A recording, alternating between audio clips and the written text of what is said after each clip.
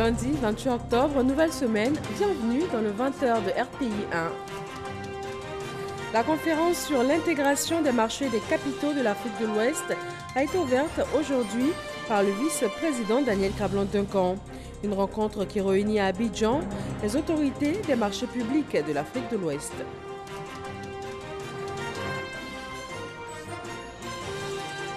Le FMI a présenté ce jour son rapport sur les perspectives économiques régionales concernant l'Afrique subsaharienne. Il révèle entre autres des perspectives de croissance positives. La prévision de croissance est estimée à 7,3% en 2020 pour l'économie ivoirienne. À Jacquesville, le lycée professionnel a fait peau neuve. L'établissement a été réhabilité et équipé à hauteur de 1,5 milliard de francs CFA par l'Union européenne. L'infrastructure a été remise au ministre de l'Enseignement technique et de la formation professionnelle. Et puis, ces nouvelles attaques terroristes au Burkina Faso, au moins 16 personnes tuées dans le nord du pays, des violences qui ont également provoqué des déplacements de population. Depuis 2015, les attaques terroristes ont fait plus de 600 morts et 500 000 déplacés internes au Burkina Faso. Bonsoir à tous, bienvenue. Sur la scène économique, la première conférence sur l'intégration des marchés des capitaux de l'Afrique de l'Ouest s'est ouverte aujourd'hui. Elle réunit dans la capitale économique ivoirienne les autorités des marchés financiers de l'Afrique de l'Ouest. Vijanaïma. Abidjan abrite à compter de ce lundi 28 octobre et durant 3 jours la première conférence sur l'intégration des marchés de capitaux de l'Afrique de l'Ouest. Rencontre importante dont l'ambition est de jeter les bases pour la réalisation d'un grand marché financier en Afrique de l'Ouest. Pour l'heure, le marché des capitaux est encore fragmenté au sein de l'espace CEDEAO, où se côtoient la bourse des valeurs de l'UEMOA, la BRVM, et les autres bourses sous-régionales, dont la bourse du Ghana, la bourse du Nigeria, celle du Cap-Vert. L'objectif qui est désormais fixé est de réaliser un marché financier commun et viable pour l'ensemble des pays de la CEDEAO, à l'heure où l'organisation régionale ouest-africaine va se doter d'une monnaie unique, l'ECO. La CEDEAO salue cette initiative et se réjouit aujourd'hui de la forte mobilisation des différents acteurs économiques de notre région en vue de rendre disponible sur cet espace un large éventail de services financiers et de favoriser par la même occasion une croissance et un développement économique inclusif. Qu'il me soit permis de remercier le Conseil régional de l'épargne publique et des marchés financiers, la Bourse régionale des valeurs mobilières pour leur collaboration dans l'organisation de cette conférence, mais également l'Association des régulateurs des valeurs mobilières de l'Afrique de l'Ouest pour avoir initié cette première conférence. Positionner les marchés des capitaux de l'Afrique de l'Ouest pour assurer une croissance économique réelle et durable grâce à l'intégration et à une réglementation rationnelle, tel est le thème de la rencontre qui s'est ouverte ce lundi à Abidjan et qui réunit les autorités des marchés financiers de l'Afrique de l'Ouest. C'est l'occasion pour les différents acteurs des marchés de capitaux de la zone CEDEAO et leurs homologues d'autres juridictions invitées d'échanger sur des thèmes d'actualité, de rechercher des solutions concrètes pour l'intégration, le développement des marchés financiers ainsi que le financement des infrastructures, car les attentes sont très importantes pour la soutenabilité de la croissance dans notre sous-région. Invité à présider au nom du président de la République Alassane Ouattara à cette rencontre régionale, le vice-président Daniel Kablan-Duncan a appelé de tous ses vœux la création d'un marché financier régional ouest-africain afin de mobiliser pour le développement de l'Afrique l'épargne des Africains. Selon la deuxième édition du rapport de la London Stock Exchange, intitulé Companies to Inspire Africa, publié en janvier 2019, la Bourse de Londres enregistrait plus de 110 sociétés africaines cotées sur son marché. Cela fait de la Bourse de Londres une bourse africaine au détriment parfois de nos bourses financières africaines. Cette réalité devrait être, me semble-t-il, progressivement et impérativement être inversée. C'est pourquoi il nous faut, à travers ces regroupements, rendre notre marché ouest africain plus attractif afin de rapatrier les ressources partagées par nos entreprises, notamment à l'extérieur. En effet, la mobilisation d'une épargne importante et durable constitue un impératif majeur pour le développement de nos économies. Une convention a été signée entre le Conseil régional de l'épargne publique et des marchés financiers, qui est l'autorité des marchés financiers de l'UEMOA, et le FSD Africa, qui est un organisme à but non lucratif financé par le gouvernement britannique. Cet organisme a mis en place un programme de formation des régulateurs des marchés de capitaux africains. Une visite des stands était aussi au programme. On notait la présence de plusieurs structures de financement du développement. Après la cérémonie d'ouverture, les travaux de la conférence vont se dérouler en plusieurs panels. Autre rencontre du monde de l'économie également ce lundi, la signature dans l'après-midi d'un protocole d'accord entre le gouvernement et le groupe de la Banque africaine de développement. Elle marque le top départ entre les deux parties pour les préparatifs des assemblées annuelles de la BAD prévues à Abidjan du 25 au 29 mai 2020. Jean-Jacques Kwame. Ce protocole d'accord signé entre le gouvernement, représenté par la ministre du Plan et du Développement, et le groupe de la Banque africaine de développement BAD par son secrétaire général, consigne les responsabilités respectives du gouvernement et de la BAD dans le cadre de l'organisation de la 55e Assemblée annuelle du Conseil des gouverneurs de la BAD et de la 46e Assemblée annuelle du Conseil des gouverneurs du Fonds africain de développement FAD, prévue à Abidjan en mai 2020. Les assemblées, précise le secrétaire général de la BAD, qui seront marqués par l'élection du président du groupe de la BAD pour une durée de 5 ans. Pour la ministre du Plan et du Développement, également présidente du Conseil des gouverneurs de la BAD, cette rencontre est très importante. Sont attendus des chefs d'État, des présidents d'institutions, plus d'une centaine de ministres, importantes également par la taille. Nous attendons plus de 3500 participants. Ces assemblées annuelles verront la tenue de réunions statutaires qui sont en réalité des réunions de gouvernance de la banque, de réunions et séminaires de haut niveau et d'événements parallèles qui permettront de mettre en valeur les potentialités de notre pays, mais qui permettront également d'échanger sur des thèmes d'importance pour l'Afrique et également pour le monde. Les assemblées annuelles du groupe de la Banque africaine de développement BAD vont se tenir du 25 au 29 mai 2020 à Abidjan. Le Fonds monétaire international, FMI, a présenté son rapport sur les perspectives économiques régionales de l'Afrique subsaharienne. Un texte qui révèle des perspectives de croissance pour la région globalement positives, avec notamment une prévision de croissance estimée à 7,3% en 2020 pour l'économie ivoirienne. Jean-Luc Mangbo. Faire face à l'incertitude. C'est l'intitulé du dernier rapport du Fonds monétaire international, FMI.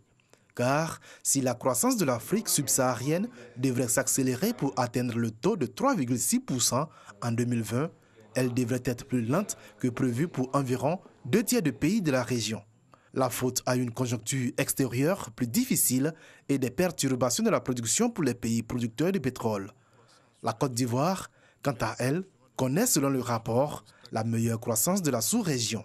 Pour la Côte d'Ivoire, vous avez la chance d'avoir un panier d'exportation assez diversifié. La croissance est très très élevée, donc la Côte d'Ivoire fait partie des pays qui ont une bonne performance en termes de croissance, à l'ordre de 7,5% pour nos projections pour cette année et 7,3% pour 2020. Une croissance portée par le secteur privé et un dynamisme que la Côte d'Ivoire a bâti sur un ensemble de mesures vigoureuses. Plusieurs réformes ont été menées pour l'amélioration du climat des affaires, notamment à travers la simplification et la digitalisation des procédures et la baisse des coûts, ainsi que le renforcement des procédures concurrentielles de passation des marchés publics. Tout comme le rapport du FMI, le ministre de l'Économie et des Finances note cependant des défis qui restent à relever afin de maintenir cette tendance positive de la croissance. Au-delà de ces perspectives économiques, les risques encourus par nos États sont réels. À l'échelle régionale et à court terme, nos économies devraient se préparer à faire face au choc climatique et à la montée de l'insécurité des acteurs terroristes et éventuellement à la propagation de l'épidémie à virus Ebola en dehors des frontières de la République démocratique du Congo. Au niveau interne, il faudra surveiller les éventuels risques de dérapage budgétaire et s'attaquer frontalement à l'épineuse question des arriérés intérieurs qui freinent l'élan de nos entreprises. Pour réduire les risques et encourager une croissance soutenue dans l'ensemble des pays, le FMI recommande notamment de calibrer le dosage de la politique économique, accroître les recettes intérieures, réduire les prêts improductifs et améliorer les résultats sociaux afin de créer des emplois pour les 20 millions de nouveaux arrivants chaque année sur le marché du travail. Le lycée professionnel de Jacquesville présente un nouveau visage. L'établissement a été réhabilité et équipé à hauteur de 1,5 milliard de nos francs par l'Union européenne. Le projet a été exécuté par l'Organisation des Nations Unies pour le développement industriel en Côte d'Ivoire. La cérémonie de réception de l'ouvrage avec Grace Kando.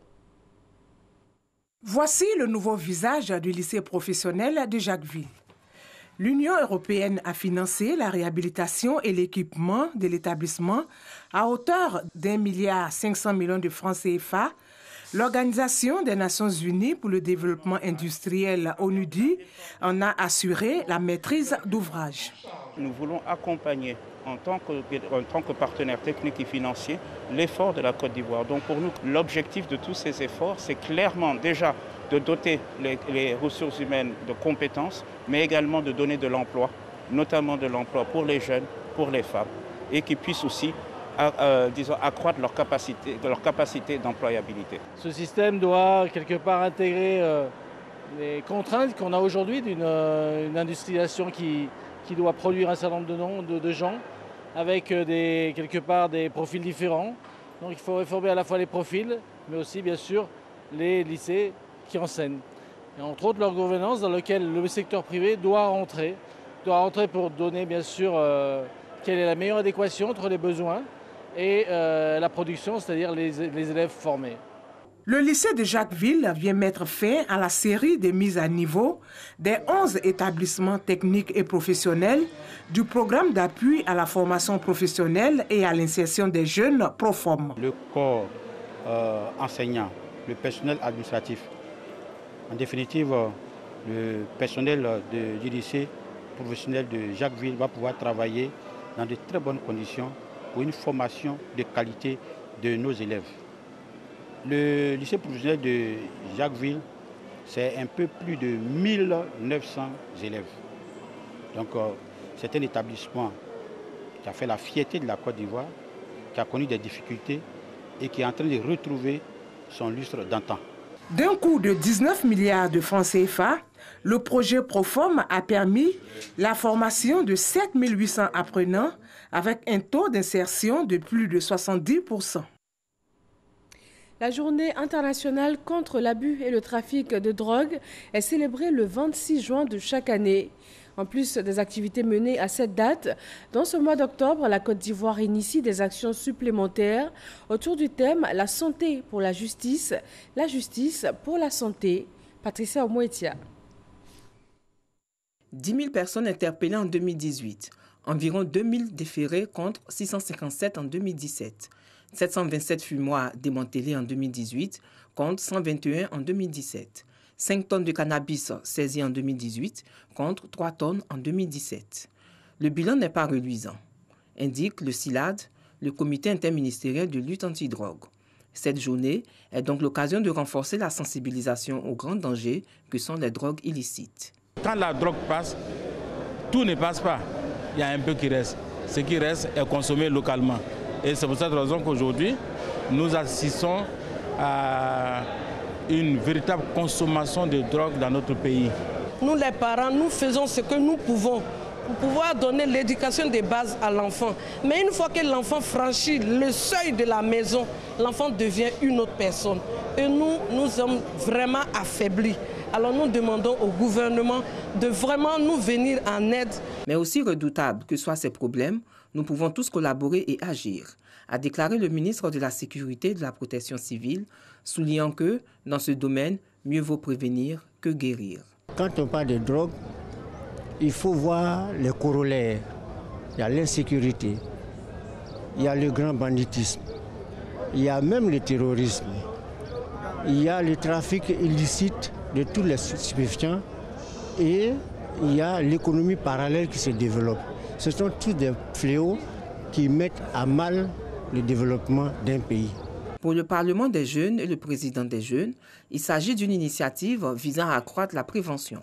Cela représente donc un investissement efficace en faveur du bien-être des enfants et des jeunes, des familles et des communautés. Le thème national de cette journée, qui est une jeunesse saine, sans drogue, a réuni toutes les parties prenantes ici dans la commune d'Abobo, afin de lutter et mettre fin au trafic illicite des drogues. Le conseil municipal de Grand Bassam a tenu sa première session extraordinaire. Le maire Jean-Louis Moulot a fait l'état des lieux après les récentes inondations. Des propositions ont été faites pour répondre à cette situation d'urgence, dont l'ouverture provisoire de l'embouchure de Grand Bassam dans les jours à venir. Mamadou Kwasi. Depuis 3 semaines, plusieurs quartiers de la ville de Grand Bassam sont sous les eaux. Une situation qui a mobilisé de gros efforts tant au niveau de la mairie de Grand Bassam qu'au niveau du gouvernement. Il s'agit des dons de vivres et non-vivres, du pompage d'eau et de l'ouverture de 3 centres d'accueil des sinistrés. Cette situation nécessite la tenue d'une session extraordinaire du conseil municipal. Une occasion pour le maire de Grand Bassam, Jean-Louis Moulot, de rappeler les initiatives menées pour la préservation de la dignité des sinistrés et pour faire évacuer l'eau. Pour rendre pérennes ces actions, le maire de Grand Bassam annonce des mesures. Il s'agit de moyens techniques à travers des motopompes qui ont été mobilisées pour pouvoir évacuer l'eau des points bas de la ville vers la mer. La deuxième disposition, c'est des études pratiques qui sont en cours pour pouvoir examiner la faisabilité d'une ouverture provisoire de l'embouchure. Et enfin, la meilleure nouvelle et la troisième disposition, c'est que l'ouverture de l'embouchure attendue depuis des années par les populations a été annoncée pour le mois de novembre prochain. La réouverture provisoire consistera à créer un chenal entre la lagune et la mer. L'ouverture définitive consistera à réaliser un canal bétonné qui évitera donc le réensablement et aura donc vocation à être pérenne. Le secrétaire général de la préfecture de Grand Bassam a félicité le conseil municipal pour l'esprit de solidarité et de proximité qui a prévalu au cours de cette situation de crise. Elle invite par ailleurs les populations au respect des règles d'hygiène et de civisme pour la préservation de leur santé. Les inondations de la ville de Grand Bassam ont impacté près de 6 000 personnes, logées pour certains à l'église catholique de l'Impérial et au quartier phare des sites d'accueil. Le secteur du vivrier a besoin d'être financé à hauteur de 64 milliards de francs CFA par an.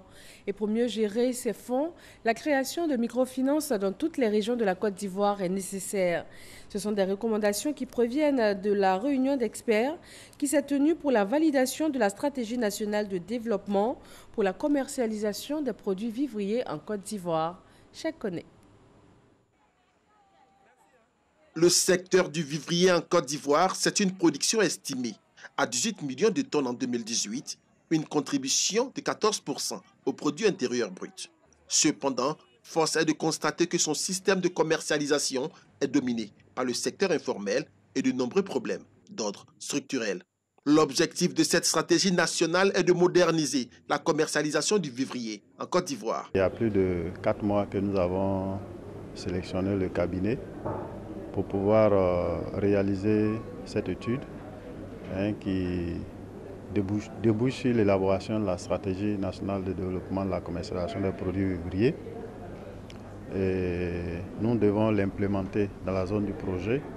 Il faut pouvoir accompagner les acteurs dans la commercialisation des différents produits que nous allons avoir dans la zone. L'étude diligentée dans le cadre de cette stratégie a défini 3 axes majeurs, à savoir la redynamisation du dispositif commercial avec la désignation d'un organisme pour catalyser l'offre et la demande, la nécessité de se doter d'un régulateur du marché et le besoin en financement estimé à plus de 64 milliards de francs CFA par an. L'acteur qui sera chargé de faire la coordination va résulter de 10% donc sur les transactions qu'il va. Et ce sont ces 10%, il prend 2 pour pouvoir payer éventuellement son personnel et puis tout le mécanisme de fonctionnement. Et on prend 50% donc de ce fonds-là pour renforcer éventuellement la cagnotte pour créer donc une microfinance. À partir de cette microfinance, là, on a moins de contraintes d'un acteur qui va venir vous donner donc des taux de 12%, de 24%, etc., qui sont des conditions non réalisables et non faisables en matière de commercialisation. Le projet pôle agro-industriel dans la région du Bélier est un projet cofinancé par l'État de Côte d'Ivoire et la Banque africaine de développement dans le cadre de la mise en œuvre du Programme national d'investissement agricole, PNIA. Sa mission, contribuer à l'accroissement de la sécurité alimentaire à travers la dynamisation des filières agricoles. Pour la sécurité routière, 3 fondations s'unissent en faveur de la protection des enfants. La Fédération internationale de l'automobile, la Fondation Prudence et la Fondation Didier Drogba lancent 2 programmes conjoints en Côte d'Ivoire avec pour ambassadeur le footballeur international Didier Drogba. Godfrey Okambawa. 20% des décès sur la route dans le monde ont lieu en Afrique, alors que le continent ne représente que 2% du parc automobile mondial. Une situation alarmante qui amène la Fédération internationale de l'automobile, en partenariat avec la Fondation Prudence, à lancer en Côte d'Ivoire une campagne de sensibilisation et d'éducation pour une bonne conduite sur les routes. L'insécurité routière, c'est 1 350 000 personnes qui meurent tous les jours. Il faut absolument changer cette évolution dramatique. La Côte d'Ivoire est le premier pays africain à lancer le programme. Le footballeur Didier Drogba prête son image pour les visuels et messages de sensibilisation qui seront diffusés sur le continent africain. J'engage ma personne, mon image et tout mon cœur dans cette campagne. Et je vous invite à me suivre dans cette quête à sécuriser nos routes et à protéger nos populations. Une initiative qui reçoit le soutien du gouvernement à travers la tutelle.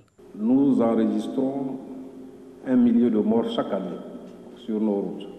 Je voudrais donc vous remercier d'avoir lancé donc cet événement, cette campagne ici à Abidjan. Pour son déploiement, le programme Save Step Sécurité routière en Afrique va sensibiliser principalement aux règles simples de conduite, notamment le port du casque ou encore la conduite à vitesse réduite à proximité des écoles. En politique, le président du Sénat a séjourné dans la région de la Nawa. Jano Aousou-Kouadio a parcouru en tant que vice-président du RHDP cette région et il a demandé aux populations qu'il a rencontrées leur adhésion au parti. Léon Pro. Il est à la tête d'une délégation forte de 3 membres du gouvernement, d'élus et cadres du Grand Centre. Le président du Sénat, en phase avec la communauté baoulée de Méagui, Soubré et Buyo. Jano Aousou-Kouadio peut être rejoint par ses frères de ces 3 départements qui l'exhortent à mobiliser les leaders de la région de la Nawa, dont les maires PDCI RDA de Méagui et Buyo. Le message qui vient de porter, nous sommes adhérents. Nous allons essayer de convaincre les autres afin qu'ensemble, nous puissions les soutenir et faire en sorte que la paix et le développement se fassent sentir partout dans toute la Côte d'Ivoire. Outre la communauté baoulée, le président du Sénat, également vice-président du RHDP, a échangé avec les autochtones Bété, Kouzié, Loblé et Bakoué de Méagui, Buyo, Soubré et Mayo, ainsi qu'avec les halogènes Malinké et Sénoufo. Après l'avoir écouté, nous avons fait nos doléances. Entre autres, le bâtiment de la voie principale, qui est celle de Buyo Yabayo, des châteaux d'eau, la construction des écoles, des dispensaires, l'électrification des villages. Tout tournait autour de la paix, tout tournait autour des travaux réalisés par le président de la République. Il nous a donc exhortés à rester dans cette logique. Ce qui est bon est bon.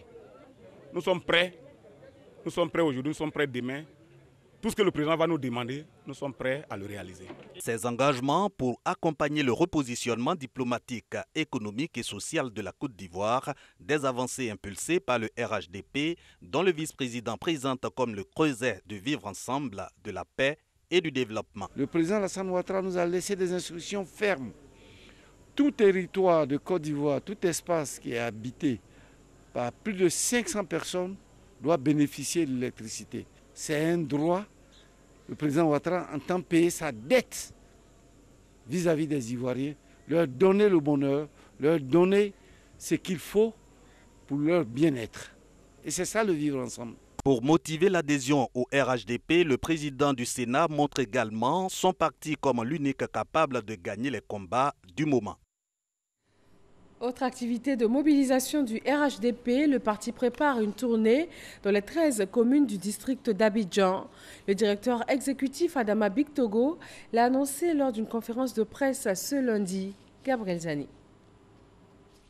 Depuis la tenue de son congrès ordinaire les 25 et 26 janvier dernier, le parti des oufouettistes prépare activement l'échéance électorale de 2020. Le Rassemblement des oufouettistes pour la démocratie et la paix a nommé depuis cette date près de 4000 animateurs de base dont la mission est d'installer 15 000 sections et 150 000 comités de base d'ici fin 2019. C'est ce point que le directeur exécutif du RHDP a fait devant la presse. Maintenant, l'appareil du RHDP, la machine qui va conduire son candidat à la victoire de l'élection présidentielle. Cette machine est donc prête pour 2020. Ce sont donc 6115 sections qui devraient être donc disponibles d'ici fin décembre. Au RHDP, la mobilisation des militants est plus que jamais de mise. Des tournées dans le district d'Abidjan, des cérémonies d'adhésion au RHDP, de grands rassemblements populaires et des investitures de plusieurs coordinations sont prévues à cet effet. Le clou sera le grand meeting du parti les 6 et 7 décembre prochains à Yamoussoukro. Le RHDP se félicite. Je voudrais saisir cette occasion pour adresser les félicitations du RHDP au président de la République, président du RHDP, au vice-président Daniel Kambla-Duncan et au gouvernement conduit par le Premier ministre Amadou Gon pour la politique de dialogue, de paix, de stabilité et de développement qui améliore chaque jour les conditions de vie des Ivoiriens. Adama Bictogo est revenu sur les grandes réalisations du chef de l'État et les efforts du gouvernement en matière de développement et d'apaisement du climat sociopolitique. La conférence de presse se mue en hommage au président et au vice-président du RHDP. La tournée Magic System UE s'est arrêtée ce week-end à Odiéné, dans le nord de la Côte d'Ivoire. Les parents ont été sensibilisés sur les bienfaits de la scolarisation des enfants, en particulier des jeunes filles. 15 000 spectateurs pour un concert géant où les jeunes ont été invités au civisme et à abandonner la voie de la facilité. Isaïo.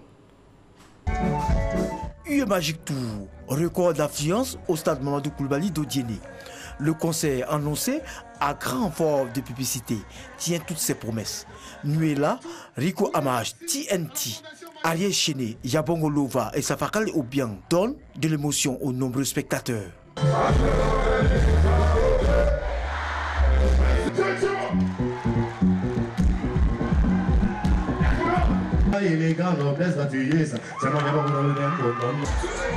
L'humour retient l'attention des spectateurs avec Ankadeka, lui-même originaire d'Odiéné.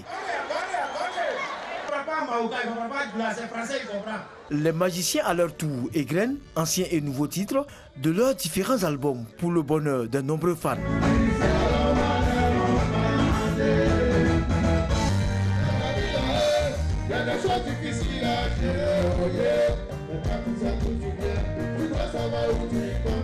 Initiateurs et autorités apprécient le spectacle. Il y a beaucoup plus de filles scolarisées, je vous dirais, depuis l'avènement du président Alassane Ouattara aux affaires. L'école est devenue obligatoire, c'est une réalité, mais il faut encore sensibiliser de plus pour qu'on ait encore plus de filles à l'école. Et c'est pour ça que je ne finirai pas de dire merci à son Excellence, Monsieur l'ambassadeur de l'Union européenne. Ces valeurs partagées, notamment de scolarisation des enfants et des jeunes filles en particulier, est essentielle. Ce que fait l'Union européenne en partenariat avec la Fondation Magic System, c'est réellement de mettre en partenariat et d'aller au contact direct avec la population. Quand un idole pour le jeune passe ses messages, c'est encore beaucoup plus fort. Ces artistes qui sont là sur scène et qui par leur vive voix parlent de la scolarisation de jeunes filles, ça à mon avis, ça dépasse largement les actions de sensibilisation qu'on a fait avant. Après 5 heures de concert, la délégation de l'UE Magic Tour prend rendez-vous avec la population de Korogo et Bouaké pour d'autres séances de sensibilisation et de show. L'actualité internationale nous conduit au Burkina Faso. Au moins 16 personnes ont été tuées ce week-end dans le nord. Cette attaque a été attribuée à des groupes armés terroristes. Après l'arrivée de ces hommes armés dans la localité, des habitants ont été enlevés et des boutiques pillées. Ces nouvelles violences ont provoqué des déplacements de population. Depuis 2015, les attaques terroristes au Burkina Faso ont fait plus de 600 morts et 500 000 déplacés. Et c'est tout pour ce premier 20h de la semaine. Rendez-vous demain mardi. La rédaction de RTI 1 vous souhaite à tous une très bonne fin de soirée.